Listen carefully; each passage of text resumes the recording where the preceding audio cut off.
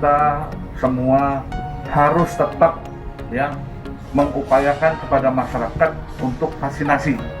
Ya, entah itu yang kalau yang mudah yang vaksinasi pertama ya kita kejar yang kedua ya ketiga, begitupun untuk yang anak-anak juga.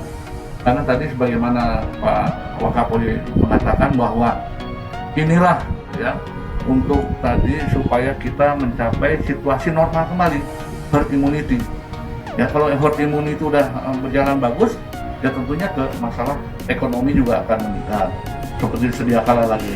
Namun demikian tentunya jadi kita harus ingat kita tidak akan seperti kayak dulu lagi Pak. Tetap ya walaupun sudah disuntik kita harus pakai masker, cuci tangan ya, dan beberapa hal yang harus diketahui juga. Ya sementara kita harus juga jaga jarak juga tadi ya. Jadi saya minta kepada kita semua sekarang ini kita diminta amal ibadah kita ya sebagai aparat ini. Kasihan masyarakat, apalagi yang masyarakat yang belum tahu. Ya seperti misalnya masyarakat di pelosok misalnya, ataupun yang belum ada pengertian masalah vaksinasi tadi. Tiba-tiba apa harus sampai meninggal dulu, apa yang sampai harus dirawat dulu, baru setelah itu baru divaksin.